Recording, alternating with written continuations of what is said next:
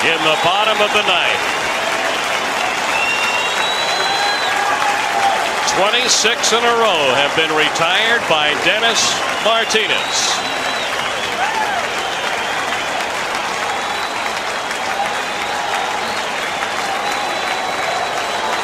One and two pitch.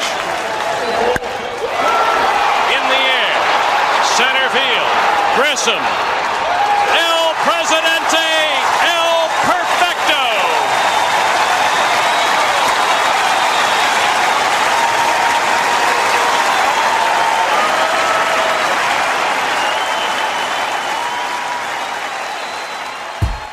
What up, Mike? Toronto. VK on the beat. Check. I'm in Toronto, where you wanna get the city love. I'm from Toronto, where you wanna get the city love.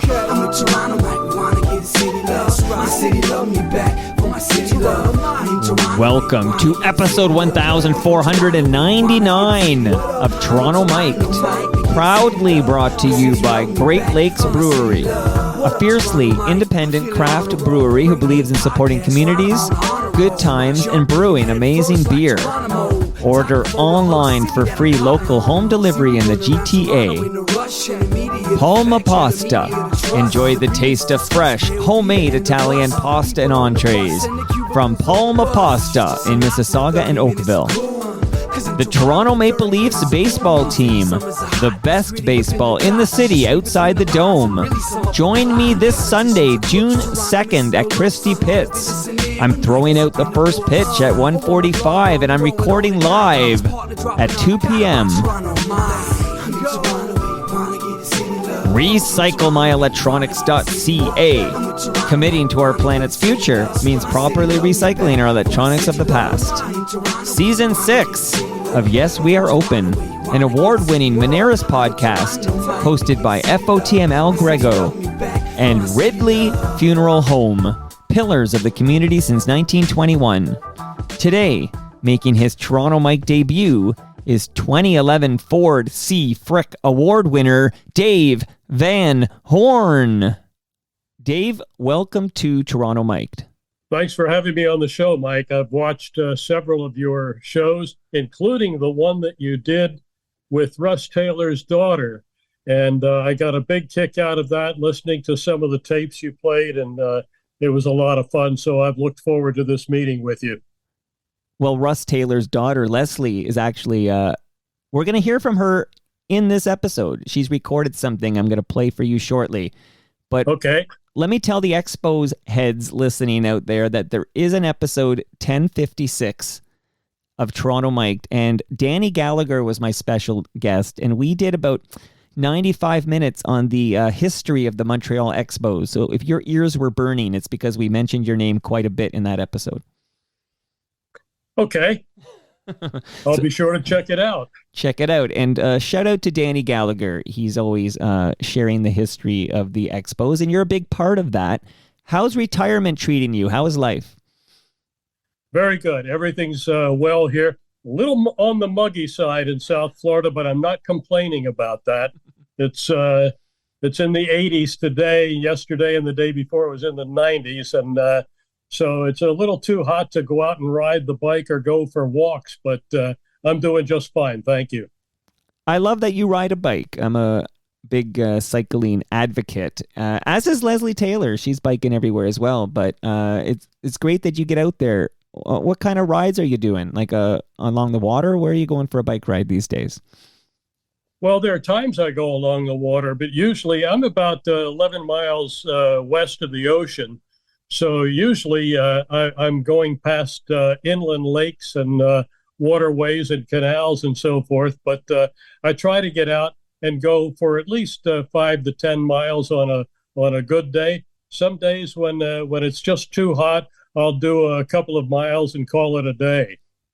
Well, no shame in that. That sounds amazing. That's awesome. Sounds like you're enjoying retirement. Well deserved.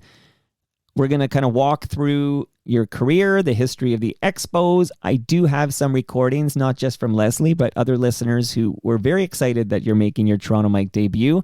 I'm sorry it took so long, This is because of I think my Blue Jay bias got in the way, and it took me a while to get to you, but I'm honored you're carving out some time for me today.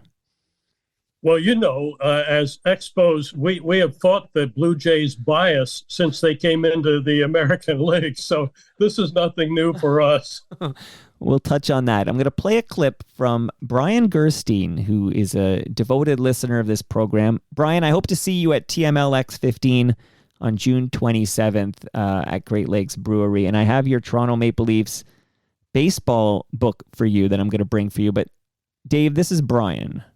Dave, you are literally the soundtrack of my youth, hanging on every one of your eloquent words broadcasting Expos games. I carried your voice around with me everywhere I went, mainly via the medium of radio, where you did your best work.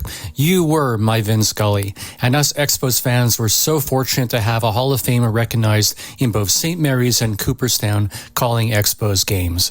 This is just a note of appreciation for especially making my summers that much more enjoyable in the Laurentians. Thank you. How does it feel to hear that? I thank you. I'm thrilled whenever I hear from those that followed the Expos back in the day, and of course, those days were over the period of 32 years that I broadcast Expos baseball, and before moving to South Florida. So that was a wonderful time of my life. I wish it hadn't ended, and I know that there are a lot of Expos fans that wish there was some way to bring the team back. It's a long, hard battle, and I don't know whether a whole lot of progress has been made, but we're all hoping for the best. Let's keep our fingers crossed on that one. I'd love to hear the story of how you were hired by the Montreal Expos for their inaugural season in 1969. But first, before you tell that story, I'm curious, Dave, when did you fall in love with baseball? Like, when did you know this was your calling? Well, my father, who was born and raised in Boston, took us often from our hometown in Easton, Pennsylvania, up to Massachusetts for vacations when we were kids, my brother and I. And he started, along with his brother, my uncle Walter, taking me to games at both the Red Sox facility at Fenway Park and the Braves field where the Boston Braves played. So I got to see introduced Major League Baseball up in Boston, where there were two big league teams, started collecting baseball cards, and the rest is history. But when did you realize you had the pipes for this? I'm listening to you in my headphones now, and I'm going, oh, no wonder he called baseball games. Like, he's got the timbre and everything. But when did you realize, I can do this? I can call a baseball game? Well, I think that happened a little bit later. When I was in college, I was at RPI, which is Richmond Professional Institute. You would know it as VCU, Virginia Commonwealth University. That's where I went to school and studied radio and television and voice and diction. And I was told several times during my tenure there that I had a chance to do this. One day there was a notice posted on the department bulletin board asking for some of the male members of the drama department to come down and audition for a radio show. And so 4 or 5 of us went down there, auditioned for a radio show. I got a phone call from the general manager of the station, said, we'd like you to do a show for us. And that was the start of my radio career in Richmond, Virginia. I think I need to go to that school to learn about diction. This is... Dave, I think this was my great mistake. I never did learn diction, so good on you for getting the baseline there. And then how do you, because the Expos arrive in 1969, just a few years before I arrive. Now, how did you get the gig with the Expos? Well, I'll give you the Reader's Digest version because we don't have time enough in one day to go through the whole routine. But I was in Richmond, Virginia, broadcasting minor league baseball. The Richmond Braves, the Atlanta Braves AAA club, had moved to Richmond in 1966, and I was one of the broadcasters on their games in 66, 67, and 68. long about 68, I knew baseball was what I wanted to turn my career attention to. And so I started applying a few times. I got a couple of invitations to go for interviews in Cincinnati and in Baltimore and in Washington, D.C., and nothing was coming my way. So when the league announced expansion in 1968, I immediately applied to Montreal. I scoured all of the books and magazines, and I couldn't find who owned the club. As a matter of fact, I would find out later, nobody owned the club. It was in the hands of Mayor Jean Drapeau and several of his councilmen, including Jerry Snyder. So I wrote a letter to Jerry Snyder and never heard back from him. And so now it's late in 1968, and I still haven't heard a word. And a friend of mine, Lou Martin, who was a Richmond baseball guy, was hired by John McHale to go up to Montreal and oversee the construction of Jarry Park. And one day, John McHale and several other executives were up there to check on the progress being made on Jarry Park during the winter of 68, 69. And John said, I've got to find a broadcaster. He said, I've hired Russ Taylor here, a Montreal broadcaster, and Russ is on board, but I'd like to bring somebody in from the United States that has done baseball. And a voice from the back seat of the car, Lou Martin's voice, said, well, I can save you the trouble. John said, well, I've got 139 applications for the job, and I don't have time to go through 139 applications. And Lou Martin said, well, I can save you the trouble. He said, talk to Dave Van Horne in Richmond. He's doing the Richmond Braves games. So that led to an invitation to meet with John McHale. And I met with him in West Palm Beach during spring training of 69. And I came back to Richmond not knowing whether I had the job or not. And we were getting ready to head into the basketball tournament season. And I was doing basketball as well. And the station manager said, Dave, are you going to be here for basketball, or are you going to be off doing baseball games? And I said, well, I don't know. He said, well, I have to know. So I picked up the phone and I called Montreal, got a hold of Ray Blomquist, who John had hired to oversee the radio end of things. And I said, Ray, I don't want to push you on this and jeopardize my chances, but if I've got a chance for this job, I need to know something so I can notify them here in Richmond. He said, I'll call you back in 5 minutes. Well, the first thing that went through my mind when I got off the phone was, I'm never going to hear from them again. And certainly in 5 minutes, the phone rang again. It was Ray. And he said, I've got some news for you. I said, okay, good. What is it? He said, you can tell your boss in Richmond that you won't be doing basketball in the month of April, because on April 8th, you'll be at Shea Stadium in New York broadcasting the Expos' first game and joining Russ Taylor as our radio broadcast team. And that's how I found out I had that job. Wow. Okay. So we're going to get back to Russ Taylor in just a moment when I play a clip from his daughter.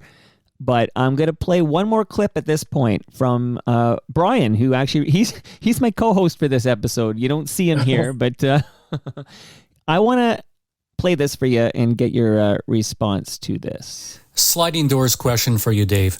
At the end of the 68 season, after calling games for the Richmond Braves AAA team, you sent out 2 applications, one to Kansas City and one to Montreal. Was Kansas City a realistic option for you? Did you get an interview with them even? And how would your career have played out had you gone there instead of Montreal? It's a good question, Brian, but I can't answer it because I never heard back from Kansas City. So I never heard from them, and several other places where I had applied during the late 50s. Cincinnati, at least I heard back from them. And they said we don't want to bring you in for baseball, but we'll bring you in. We'll offer you a job as a newsreader here in Cincinnati. And that didn't appeal to me. Perhaps it should have, but it didn't. So I passed on that. I passed on an opportunity for a meeting at WTOP in Washington, D.C. for the senator's job. And I passed on an opportunity to meet with the Baltimore Orioles for the Oriole job because I was really hoping to get this job with the expansion team, the Montreal Expos. And as it turned out, I got that job. And what is that like being, there on the ground floor for day one of a brand new Major League Baseball franchise and the first franchise outside the United States? Like, what is that like? Well, I've told this story many times, so I'll tell it again, particularly in light of the fact that Leslie's going to be a part of the show here today. She'll be next, so you're she's on deck. Yeah, it was such a whirlwind thing because after I turned my notice in Montreal, I had to get on a flight to, in Richmond, I had to get on a flight to Montreal and go up and sort of sign in, get into the books and meet with them up there and meet Russ. And so I did that. And then I went back to Richmond knowing that I had to just pack up and then Russ and I were going to meet the team over in the Tampa Bay area because they'd broken camp in West Palm Beach. So it was really near the end of spring training when I was hired. And Russ and I met up in Tampa Bay and watched a couple of exhibition games over there. Then we headed out. Major League Baseball had an idea for the new Expos.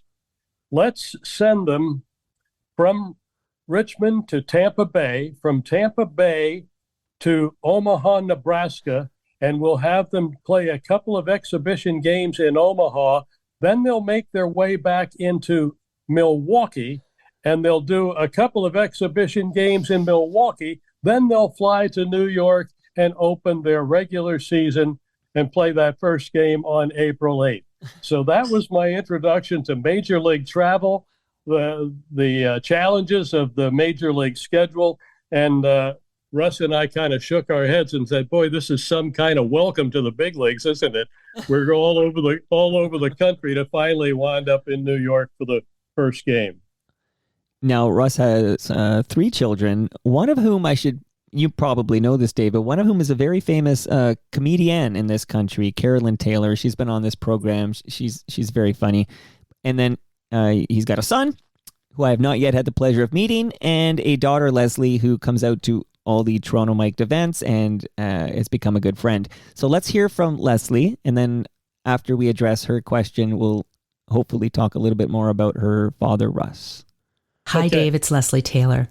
First, I want to say thanks for answering my DM on Twitter and agreeing to come on Mike's podcast. Many of his listeners, if you haven't heard already, you most certainly will. We're big fans of yours and the Expo, so I was happy to be able to connect you with Mike. So my questions are more personal than professional. So firstly, coming from the US, what was it like to be dropped into a majority French-speaking city like Montreal? Had you ever even been to Montreal before? And then my second question is about your kids. I fondly remember the times our family spent with yours over the years, since my brother and I were all around the same age as your boys. So I was wondering what they're all up to these days. Thanks. Oh, it's great to hear from Leslie. That's wonderful. Let's see.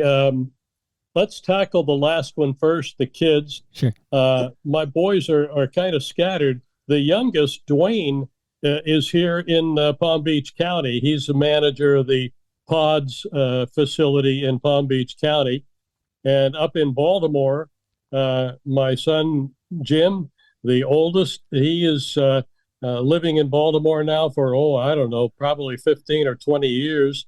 And my grandson is up there in Baltimore with him, and they work in home reconstruction.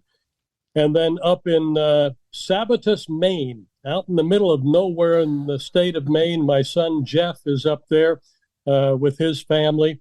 And unfortunately, David Jr., who was born in 1960. David was in the Army. He was an image interpreter.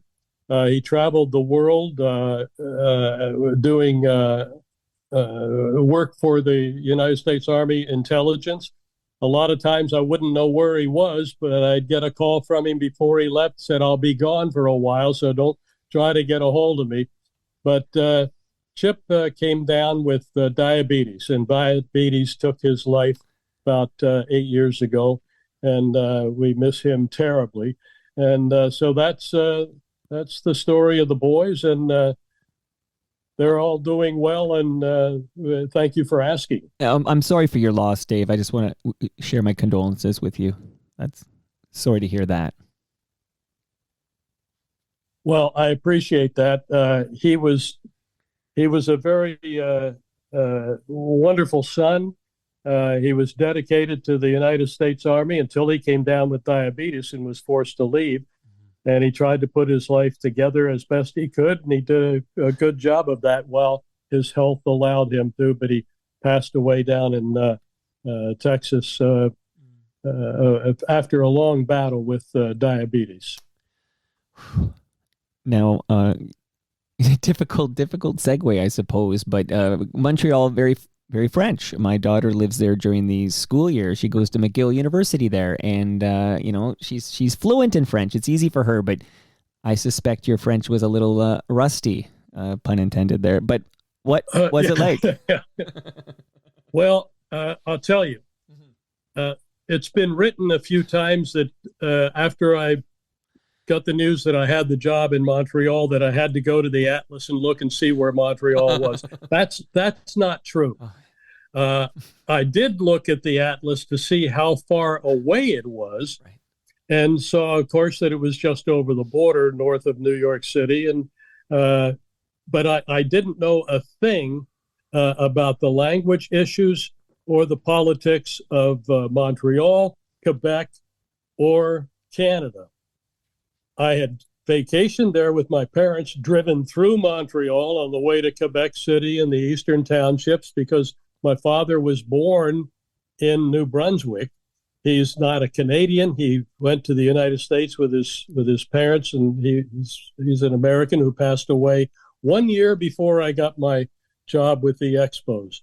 And so Dad took us down to the Maritimes several times on family vacations, but it was always just passing through Montreal.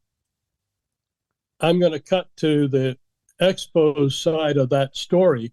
I was so fortunate, and didn't know it at the time, but I sure found out quickly, to have Russ Taylor as my partner, because Russ took me through Montreal history, the baseball history in Montreal and in Quebec and across Canada, and took me into the political situations that we were dealing with at the time in the late 50s, early 60s in Montreal. And I would not have been as comfortable as I was had I been on my own trying to piece all that together. But I had Russ Taylor at my side, and he was a wonderful friend and a wonderful teacher, and guided me through everything that I needed to know about not just Montreal, but Quebec and Canada.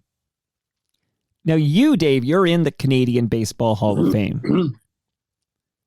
Yes.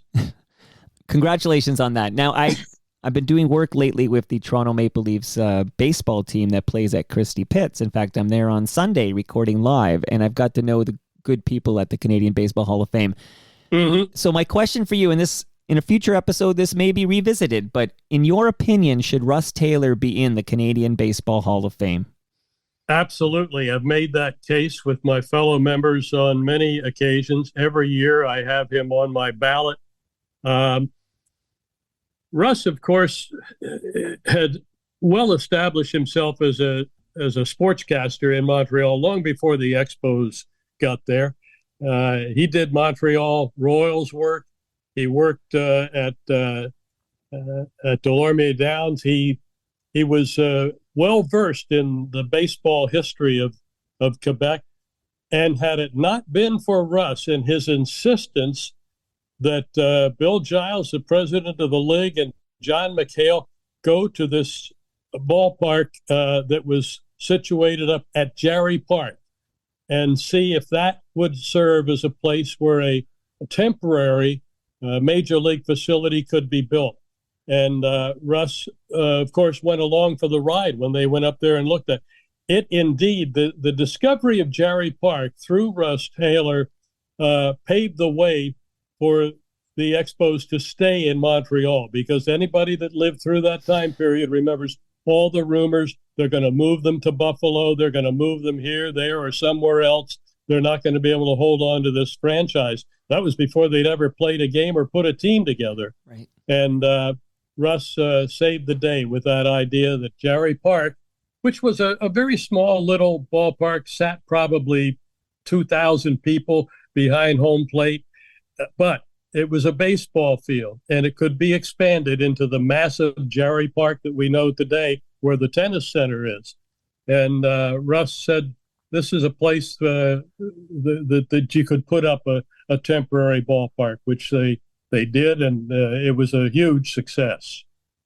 Okay, I'm sold. Now we're gonna have to revisit this at some point, because now I'm angry, Dave. We gotta get Russ Taylor in the Canadian Baseball Hall of Fame. But thank you for sharing those I'm words. with you. Okay. I'm with you. As I said, I have him on my ballot every year. I've talked to other members and said you've got to give greater consideration to Russ, and I won't give up on that until he justifiably enters the Canadian Baseball Hall of Fame.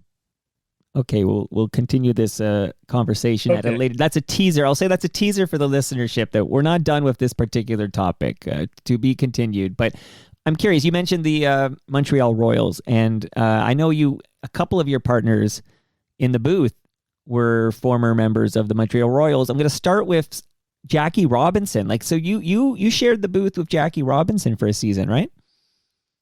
For 2 games. 2 games. Oh my goodness. Yeah. See, this is my Blue Jays bias is showing. 2 games. Okay. John McHale brought 2 games. Jackie in to do a couple of games back in the early days on TV. Okay. And that was a wonderful experience for all of us to spend a little bit of time with Jackie. That was in August of 1972. I'm searching for the right year, but I think that's it. Yeah, I think that's it. And actually, it was only a couple of months before his untimely death after a long battle with diabetes. Oh, my goodness. Yeah. Now, it's funny how I saw it was 1972, and in my imagination, this is just before I, showed up on this wonderful planet of ours. But 2 games, that's amazing, with Jackie Robinson. And I hope you can tell me a bit about sharing the booth with Duke Snider. Well, that was a great experience for me. I was blessed with good partners all along the way, starting, of course, with Russ. Don Drysdale came into the booth for 1 year on television. My first year doing TV, Don Drysdale was my partner. He had pitched in Montreal. Of course, Dodger manager Tommy Lasorda had played there. And then along came Duke.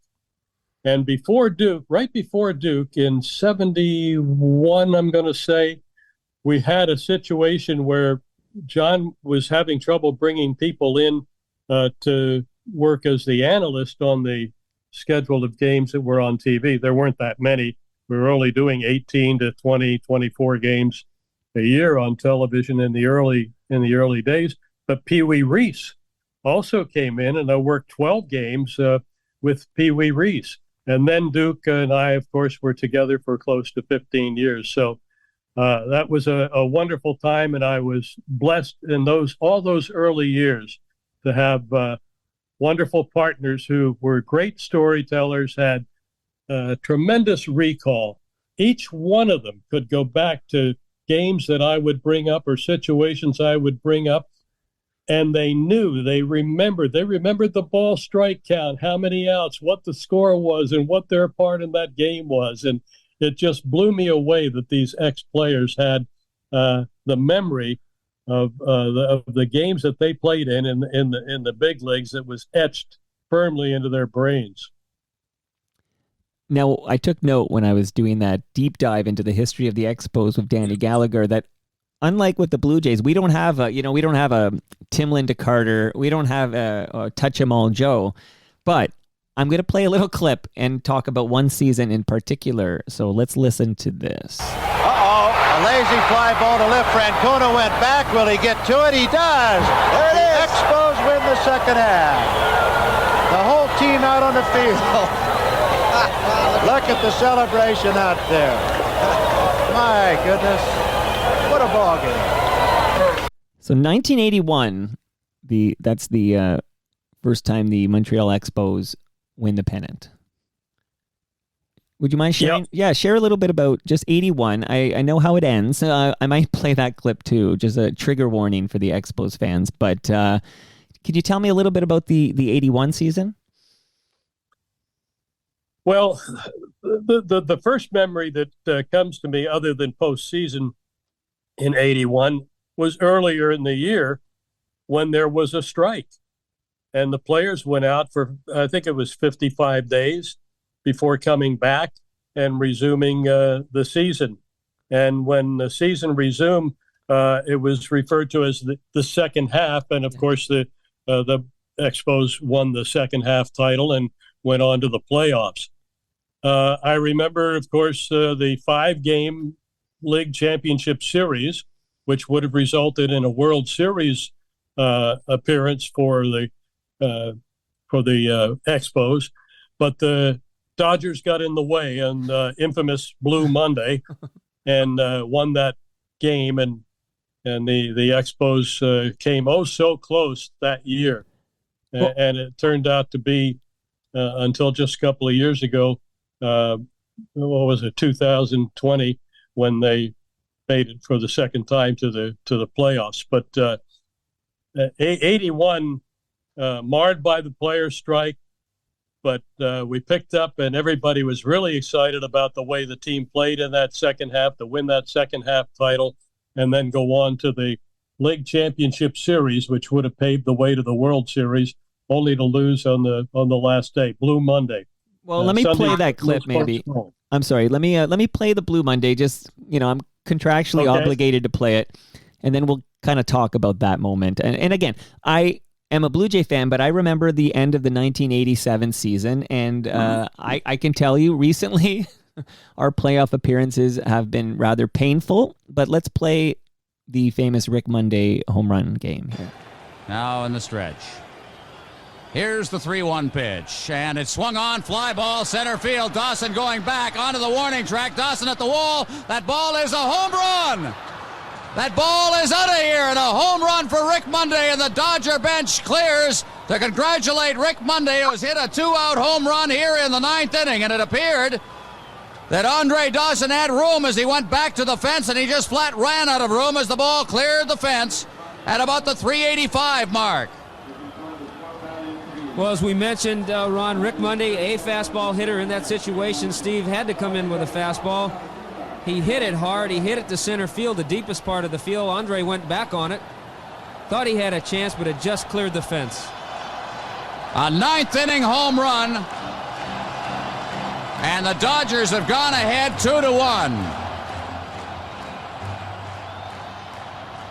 My goodness, Dave, listening to that now, I'm heartbroken here again, all over again. So close yet so far. But what was that like? Yeah.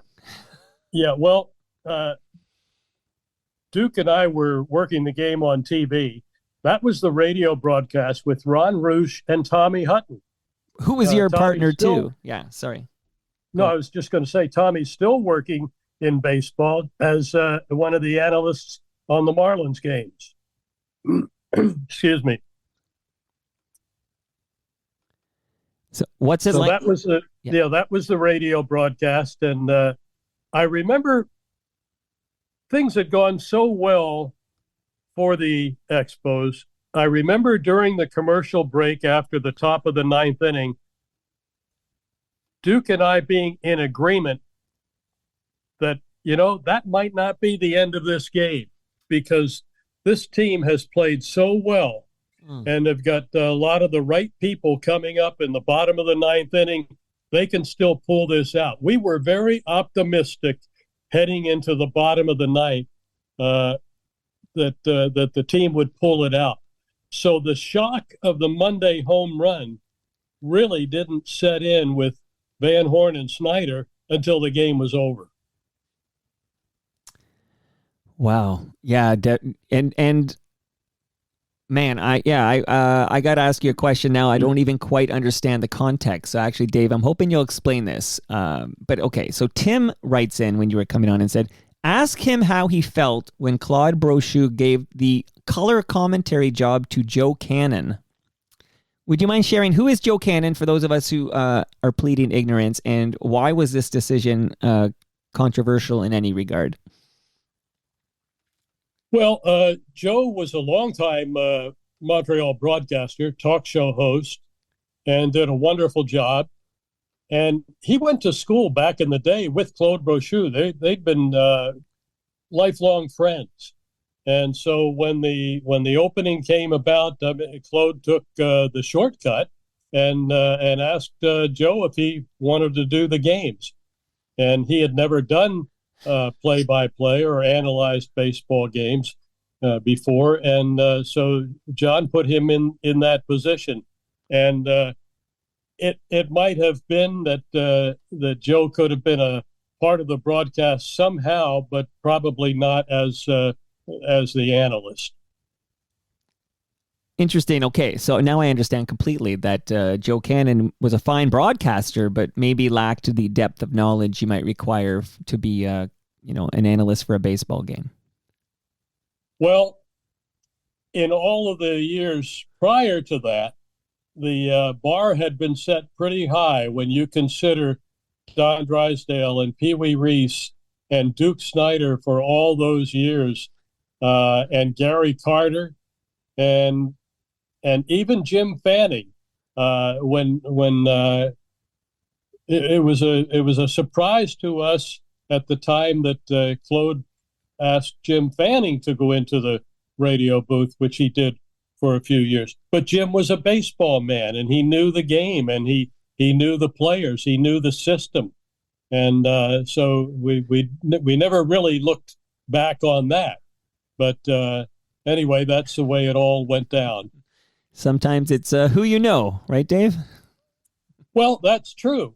And that was the case for me to get the job. As I told you, I knew Lou Martin from Richmond, and it was Lou Martin who said to John McHale, talk to Dave Van Horne, at a moment when John was shuddering at the thought of having to go through 130-some applications for that job.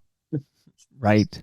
Now, spoiler alert, at some point you do leave the Expos. Before the Expos leave Montreal, you leave the Expos and you start broadcasting games for the Marlins, and you're lucky enough that you get to call a World Series championship in Florida. But before you leave Montreal, I have some more Expos questions for you, particularly, in your opinion, just with Montreal, not with the Marlins. Dave, what would you say was your most memorable call while with the Montreal Expos? That's a difficult question to answer. I don't know that I can respond to that. I'm sure a lot of fans, and not unfortunately, I shouldn't say that, but I was doing TV the day that Dennis Martinez pitched his perfect game. And I had a call at the end of that game that a lot of people remember, El Presidente, El Perfecto. And because of the wonderful pitching job that Dennis did that day, my call has survived, and I still hear it every now and then on various outlets. So that was probably the one that stays with me the most. But I was fortunate enough for a 16-year period to watch the Expos win more games than any other National League team in that 16-year period. And so it's hard to pick out any one game or any one finish or series, but that was a wonderful time. So that was half of the 32 years that I spent in Montreal. So the calls. I know early in our broadcast careers, both Russ and I, we were kind of feeling our way through. I never said up, up, and away for the first 2 or 3 years, and we were both trying to find our niche as baseball broadcasters. And one night driving home from Jerry Park, I was thinking about this, and I was thinking, Russ and I, our calls at the end of games, winning or losing, are so similar. I should probably come up with something. And about that time, I heard on the radio the song "Up, Up and Away." Marilyn McCoo and Billy Daniels, is it? Anyway, I heard that song and I said, "Up, Up and Away, that might work." And so I thought about it for a few days, and then I've forgotten what the date was that I finally used the call on the radio. And I used it for a week or two, and I thought, well, I haven't heard any feedback on this at all. I'll just go back to manufacturing my own finish to at-bats and games. And when I did stop, John McHale came to me and he said, "Why have you stopped using up, up, and away?" And I said, "Well, I didn't think anybody was reacting to it." He said, "Well, I'm reacting to it, and I want you to go back to it right now." And I did. Smart move. All right, so you mentioned this call. You often hear it at different outlets, and here's another outlet that's going to make you hear it again. So let's just listen to that call you were talking about, Dennis Martinez' perfect game. In the bottom of the ninth, 26 in a row have been retired by Dennis Martinez.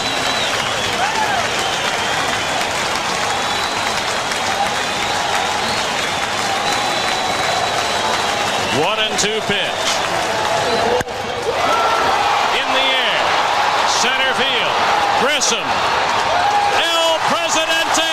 El Perfecto.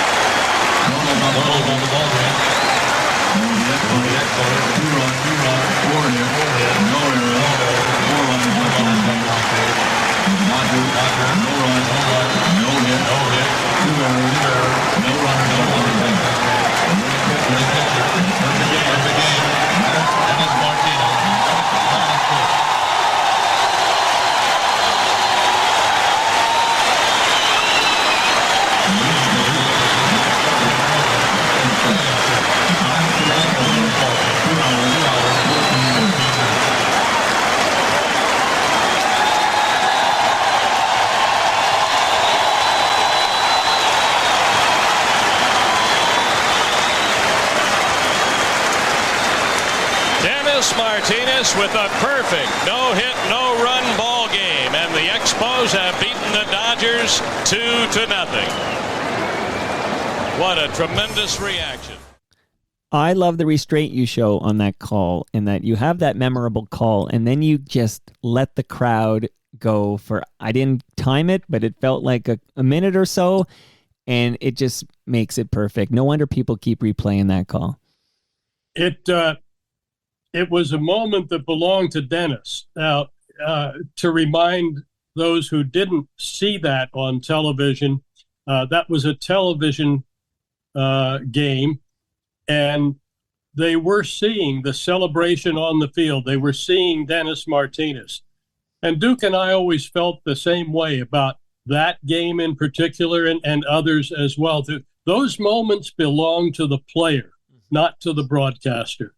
So once I got that final call in on that catch by Grissom, we just sat back and looked at each other and shook our heads, and it was just a marvelous moment. And the way that the Dodger fans treated Dennis and the Expos that day, it sounded like a home game. Yeah. Yes. The crowd was just terrific, and the appreciation they showed to Dennis. Of course, if you're a Dodger fan and have been for a few years, you have a great appreciation for great pitching. This is the team that had Don Drysdale and Sandy Koufax and Don Sutton and so many other wonderful pitchers. They were used to wonderful moments on the mound, and they paid tribute to Dennis with that long standing ovation that he received as the Expos won that game. So let me ask you this, Dave. If that was a radio broadcast, would you have let the crowd carry on that length of time, or would you have described the scene? Well, I would have done both. I think because it's radio, I can't leave everybody hanging. So I've got to do something, and that something would be to describe the team celebration on the field with Dennis Martinez and so forth. But I think that I would have waited a few moments. I don't think I would have jumped right in and tried to talk over the crowd. I think we would have let that crowd ride out a little bit. But then I would have turned right away. If Duke and I were doing the game, I would have turned after, say, 15, 20 seconds, maybe 30 seconds. I would have turned to Duke and gotten him involved in the post-game atmosphere down on the field. So now, as I listen to your call there, and yet, like you pointed out, that was a television broadcast, which is different than a radio broadcast. But I am thinking of now Jerry Howarth, who I've had the pleasure of having over here to talk about his career calling Blue Jay games. And I believe it was the Joey Bats home run in the 7th inning of that wild game against the Rangers, where Jerry, there she goes, and then there is not quite that lengthy, but there's quite a long time he lets that crowd take it on the radio, and the calls remind me of each other. So there you go. Yeah, and the Blue Jays were blessed to have Tom Cheek for all those years. Who was a good friend of mine, as a matter of fact, and I think most of the older Toronto fans know this about Tom Cheek. When Tom was down in Burlington, Vermont, working as a radio broadcaster and doing sports and so forth, we would go down there as part of the winter caravan with the Expos to sell tickets in the Champlain Valley. And Tom was always a part of our luncheons and dinners down there. And as a matter of fact, when the time came for someone to sit in for me on the telecast, I was the one that recommended to John McHale and Jim Fanning that they go after Tom Cheek. And they did. So Tom filled in for me in Montreal before the Blue Jays came into existence, and he went to Toronto, and the rest is history. One of the game's great broadcasters and one of the best guys ever to sit behind a microphone and do baseball. Well, that's game recognizing game. I was just about to ask you if you had a relationship with Tom and or Jerry, because that's the soundtrack. So Brian off the top is talking about you're the soundtrack to his summers growing up. Tom and Jerry are the soundtrack to my summers growing up, without a doubt, and we miss Tom Cheek very much. That's a nice soundtrack. Yeah, it doesn't get much better than that. Yeah. And you do have something in common with Tom Cheek in that you have won the Ford C. Frick Award. That's like a broadcaster getting into Cooperstown, right? Yeah, essentially it is being honored by Cooperstown. It's the highest honor that a baseball broadcaster can receive, the Ford C. Frick Award. Well, that's amazing. You got that in 2011, and then Tom Cheek posthumously received that award as well. I'm going to play, speaking of Brian, who called you the soundtrack to his summers. I'm just going to play one more Brian clip, and then we'll talk about some of the players before we talk about what happens to Montreal Expos. So here's Brian again.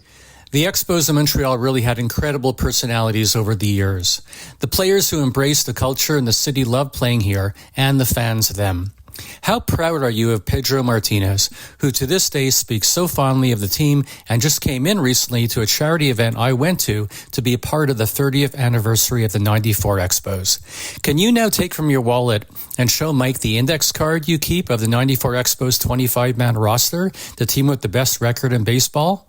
Also, which Expo players were you closest to over the years? Do you still stay in touch with any of them? And this also can come from any era you broadcast. He's giving you orders, Dave. Wow. some tall orders there. Well, Brian, I can't reach into my wallet and pull out that card that has the Expos numbers on it, only because I'm upstairs in my office. My wallet is downstairs in the safe. Just kidding. It's downstairs on my bureau. So anyway, so I can't show you that at the moment. I would have to take time, go downstairs and. Right. No, but the fact you have it. It's there, and it's been there all these years. It's amazing the number of people that I run into from time to time that will ask us, "Can I see that card you carry around in your wallet?" And it takes me, 10 seconds, and I have it to hand to them so they can look at it. And it's just a reminder to me of what a great game this is, and what a great team that was in Montreal. It's just a shame that during all those wonderful years that they only got to the playoffs the one time. Is 1994 the one that got away? Is that still haunting Expos fanatics? I think so.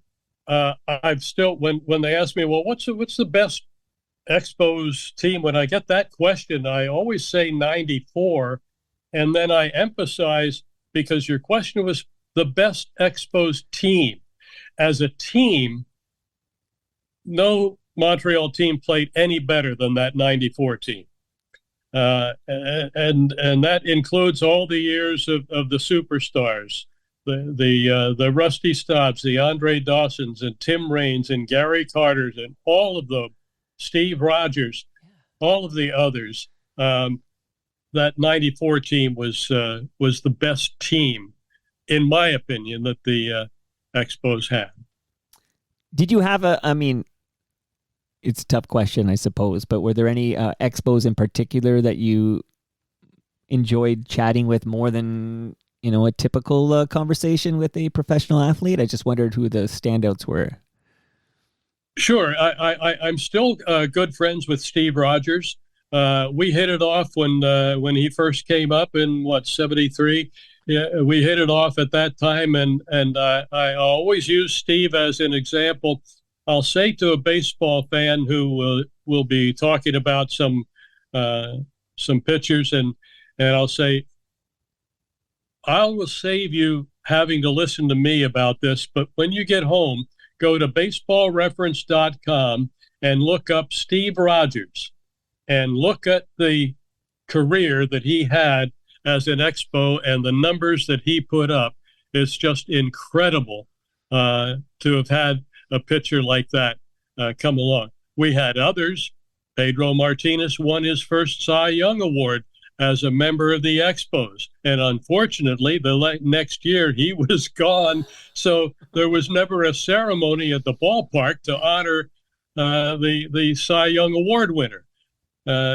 He was something else to watch, too. Felipe Alou did such a wonderful job managing him and bringing him along after he came over from the Dodgers, and helping to turn him into a magnificent starting pitcher and, of course, a Hall of Famer.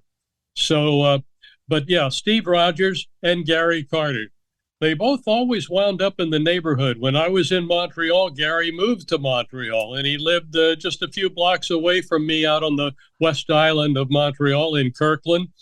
And Steve Rogers did the same. Steve was there. As a matter of fact, Steve Rogers and his family lived in the same apartment buildings that I first moved into with my family in 1969. So we we were close friends for a long, long time. And I still get to see Steve a couple of times a year. And we have that kind of friendship that you pick it up where it left off. You feel like I might not have seen him or talked to him in a year. I usually do.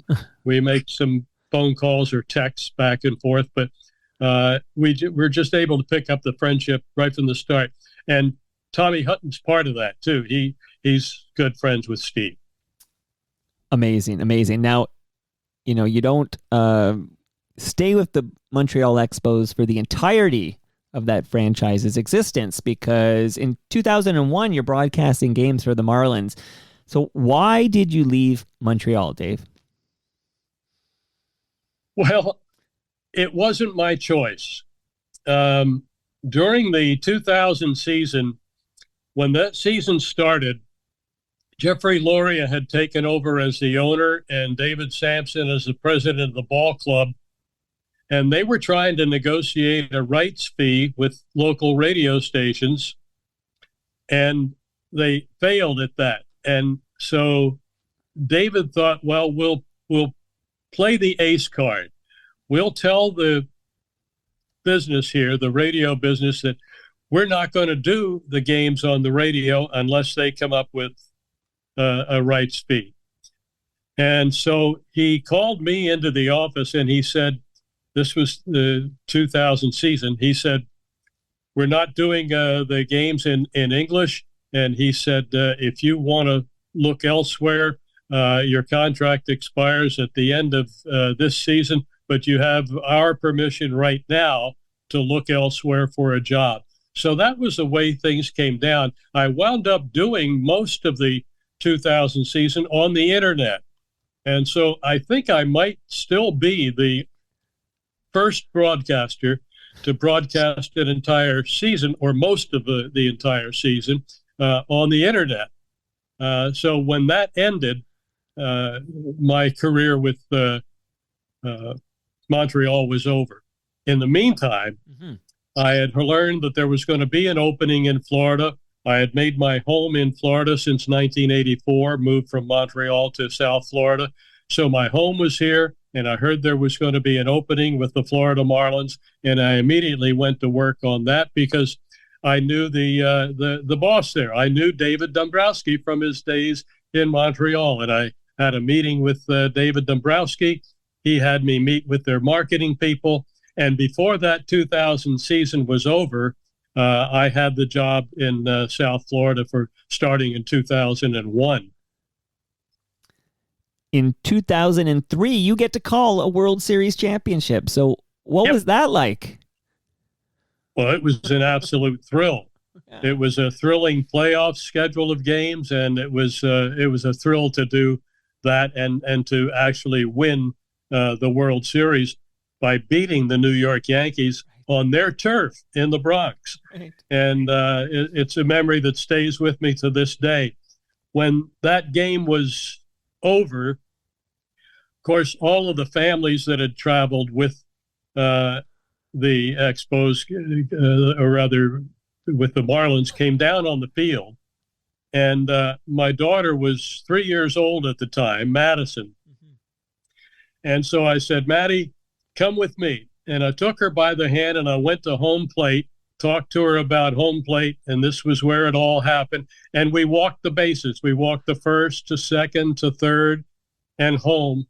And that memory sticks out with me forever. She was 3 years old at the time. She's now 24. Wow.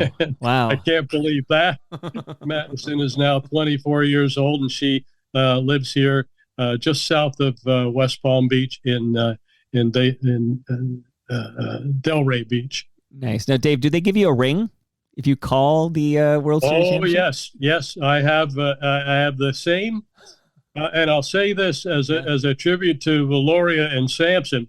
They gave the broadcasters the same ring It was not a cut down version of the ring. It was the same ring that the players and front office staff, ownership, and so forth received. So I still have that, of course. Now, Dave, we're winding down here. I just want to tell you how much I've enjoyed this. Like, I think I've taken an hour of your life here, and I've got a couple more points I want to hit before we say goodbye. But I want to say thank you so much that you agreed to do this. And again, teaser for the listenership, we might be hearing more Dave Van Horne later in June 2024. So thanks so much for doing this.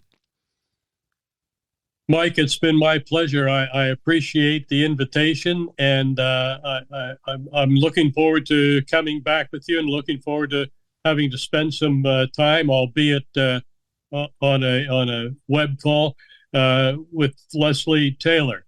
So awesome. We'll look forward to that. And again, I thank you very much. Now, from that positive note, we're going to go a little sad here, because on September 29th, 2004, as luck would have it, you're calling the final home game in Expos history from the visiting radio booth. Like, what were the odds, right? But you're there to call the final home game. And as I recall, we didn't know for sure, but we knew, right? Like, it was one of those, this is probably it. Like, yep. Tell me what it was like to call the final out in that game on September 29th, 2004.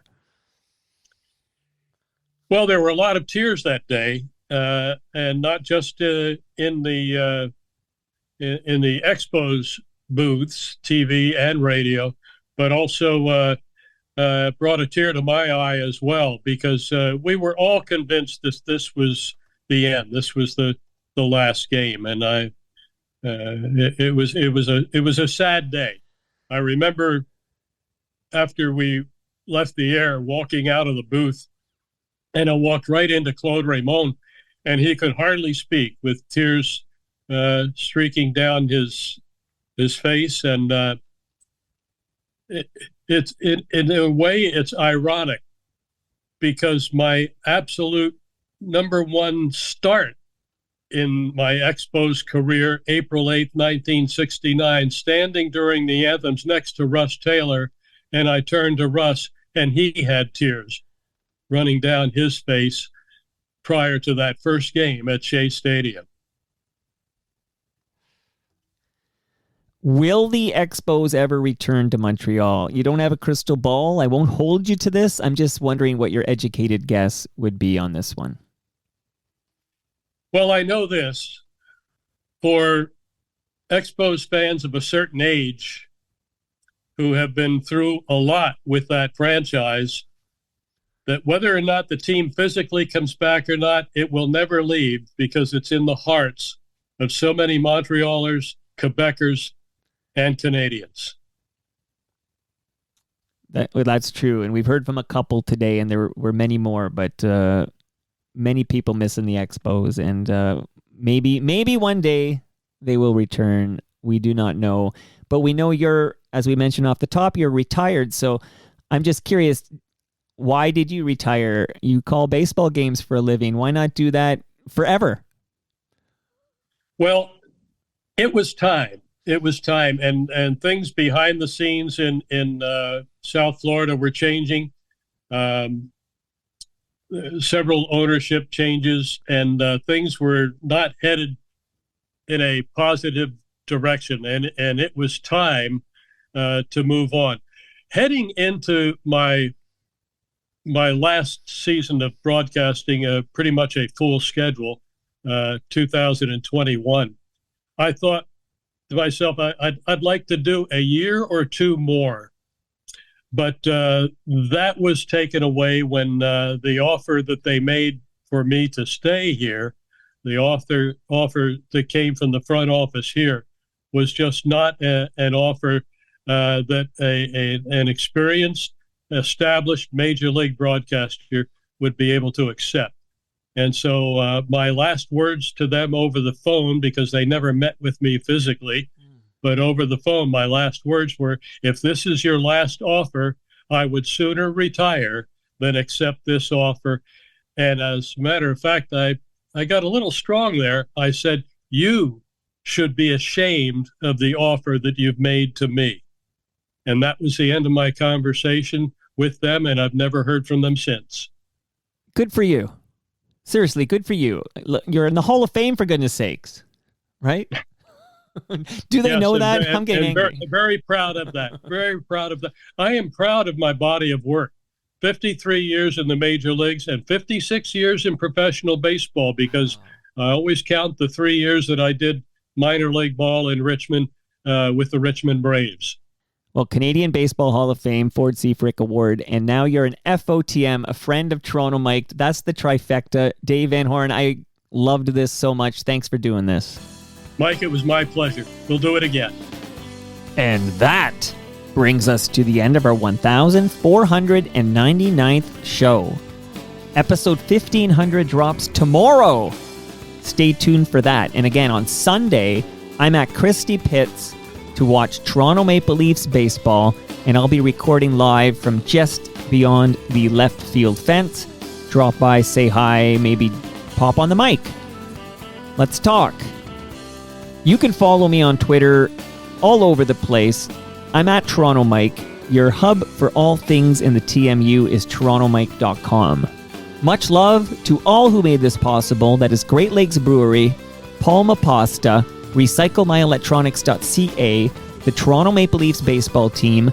Moneris, Season 6 of Yes We Are Open, is available now, and it's great. And Ridley Funeral Home. Episode 1,500 drops tomorrow. See you then.